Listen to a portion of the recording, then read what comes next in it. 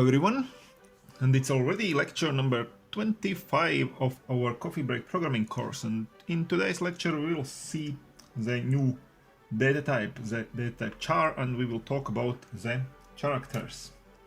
Well, the data type char is not completely new for us, of course. We have already seen that data type, but today we will talk about this data type in more detail, and afterwards we will talk about the basics about our characters, about the basic things which we must know, and we will see the ASCII symbol table, and we will finish this lecture with the comparison or the connection between those two data types, int and char. So let's start with the data type char, which is a symbolic data type. We have already seen this data type and done some things with that perhaps, but the values of variables of this data type are symbols, or sometimes called characters.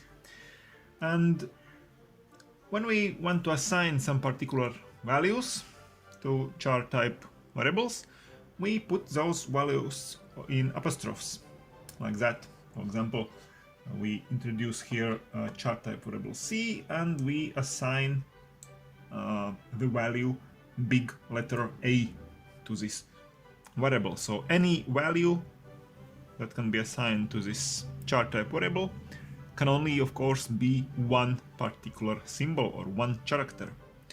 In this case, we introduce another variable ch, and we assign the character digit 8 to this variable.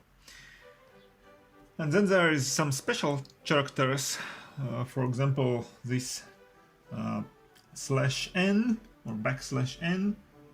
This is a character which we have already seen when printing out something.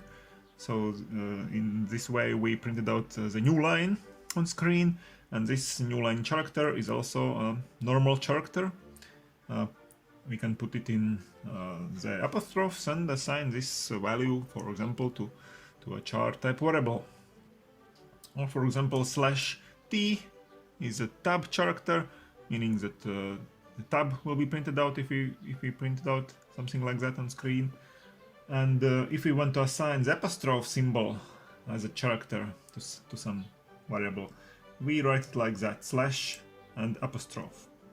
Also, this is to be put in apostrophes, of course, and this is how we denote the apostrophe symbol. Or for example, a \, if we want to assign a \ as a symbol, we have to put two backslashes, because the \ is this reserved symbol for those special characters. But normally we just put the letter or the symbol of the particular character in the apostrophes. And now, what is the basics about characters which we should know to be able to understand the char data type and also follow the following data types which we will develop based on this char in the next lectures, sometimes in the future. So first of all, the very basic thing is that characters are always arranged in a symbol table. What does that mean, to be arranged? It means that there is a certain order of characters. So there is order starts with 0 as always. Well, we haven't talked about it much, but in C++ language, every enumeration, every arrangement, and things like that, everything like that starts with 0. And also character numbering starts with 0. So there is character number 0, character number 1, character number 2, and so on. Every character has its number associated, or the position in the table.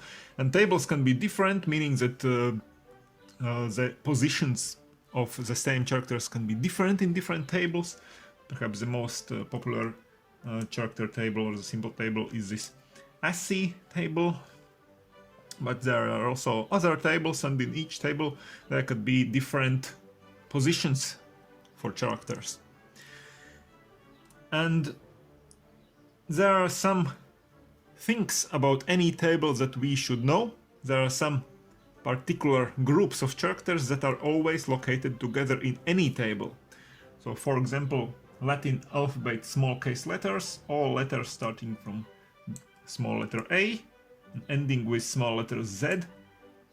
Those letters will always be one after another in the alphabetical order in any table. This is a very important thing to know about any symbol table. We don't know perhaps in which positions exactly will be those small case letters, but we know that they will be together in the alphabetical order, so this is a very important thing that we will use in algorithms. Another group of letters is the big case letters, of course, also from big letter A to big letter Z in some other position in the table, in other region of the table, let's say, but also one after another in the alphabetical order. And the third important group is all 10 digits. From 0 to 9, all 10 digits are also positioned one by one in one group in any symbol table. This is a very important thing here. And yes, we don't have to need to memorize the positions of characters in some particular tables. We don't need to do that. We will be able to do it very easily to find out those positions if we want to know them, as I will show just in a moment. But we just have to know that those three groups of characters are always arranged together. So let's see just one example of such a symbol table. This is an example of an ASCII symbol table, and there are perhaps some redundancy here, but we'll only look at two columns. So here is a number starting with 0, 1, 2, 3, 4, 5 and so on. So number of the table, position, and here in this column we see the character.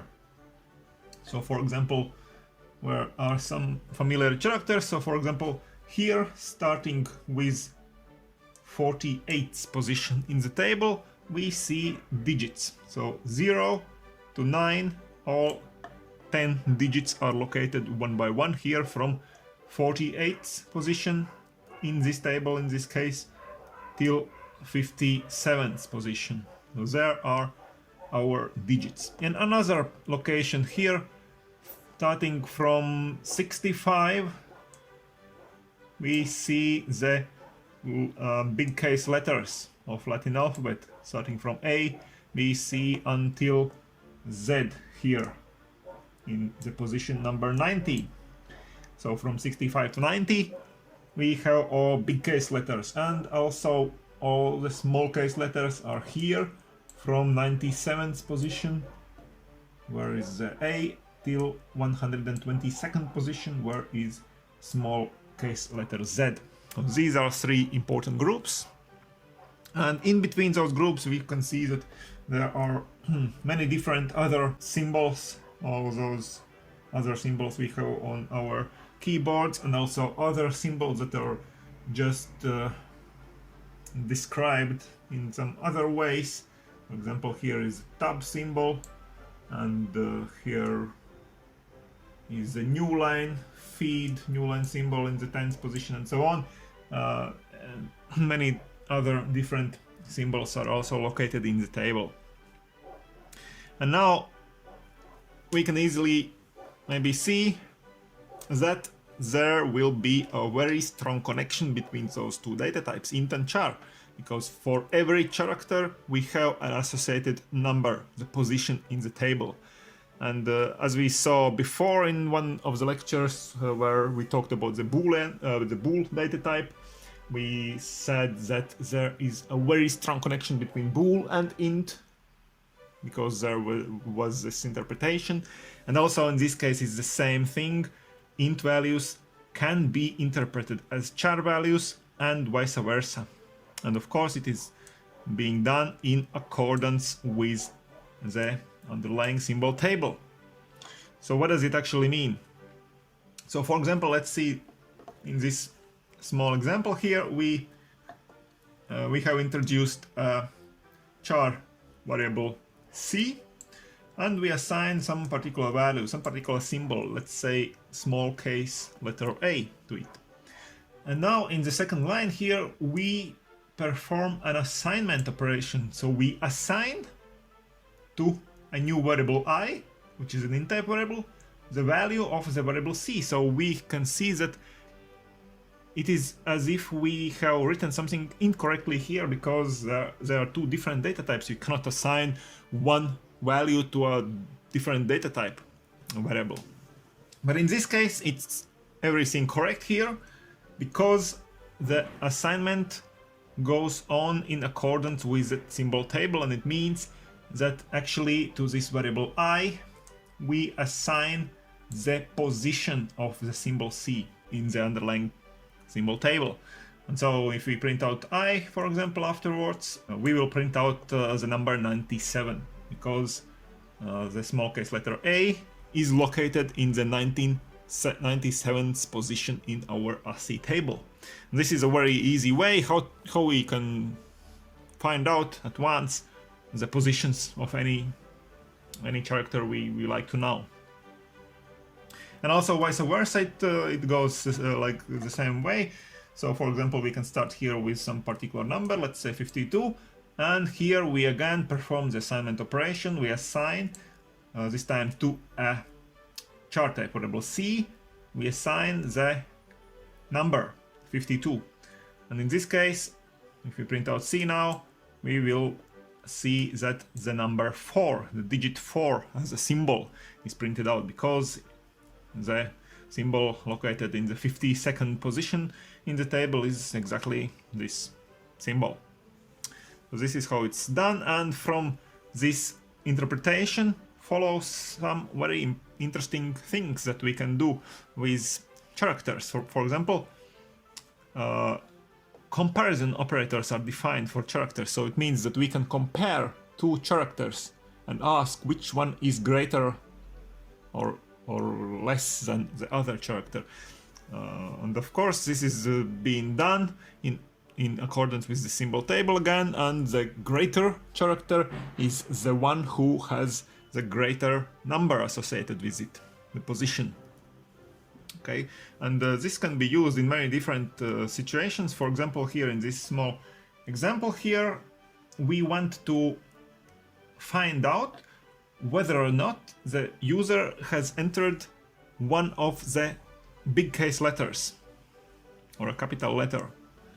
So here user enters the value of our char type variable C, and here is the if statement, the question we can ask about the C, the value of C. So we ask whether or not C is greater or equal to this symbol, big letter A, and at the same time C is less or equal to this letter, big letter Z. So what does it mean? It means that we ask whether or not the value of C is located in the symbol table, somewhere in between those two symbols, between A and Z. And we know that in between those two symbols there can only be other big case letters, nothing else. So no other symbol occurs here in between A and Z. And if this is true, then it means that indeed the user has entered one of the big case letters. This is how we can find it out. And also, of course, arithmetic operators can be defined and is defined for characters. And also those arithmetic operators are in reality performed, of course, on their positions, on their associated numbers. So for example, here again, user enters some symbol, one symbol, which is stored here in the character C, and in this case we perform an arithmetic operation here. We subtract from the user entered symbol C, we subtract this symbol, symbol 0. Please note that this symbol is in apostrophes as any symbol, so we don't just subtract 0, which would not make any sense, but we subtract symbol 0. So what does it mean? In this expression here, we find out what is the difference in the table between user entered symbol and symbol 0. So for example, if user would have entered one of the digits as the values of the variable c, then the result of this expression would be the number which represents the user entered digit. So for example, if user would have entered digit 4 as the value of c, then we subtract digit 0 from the 4, from the digit 4, and what is the result here? Result is just 52, because 4 is in the 52nd position in the table, minus 48, which is where 0 is located in our table, and the result is 4. So the same number entered by user, but this is a symbolic number, and this is a real number, a really number with which we can now perform some calculations, for example. And those 52 and 48 are of course just in our example SC table, but in other tables it can be different numbers for those symbols 4 and 0. But what is very important here is that this expression will work for any tables, because we don't provide some particular numbers here, but we operate exactly with the symbols. So it will work regardless of the positions, of the exact positions. It can be different positions, but the important thing is that all the digits, all 10 digits, are located one after another in any table, regardless of exact positions, and the result will be 4 if user enters 4, in this case, regardless of the exact positions. So this is a very important thing. So let's see one example where we have to think about what is printed out here. So here we can see some characters and the conversions to integers and vice versa. So what is printed out here?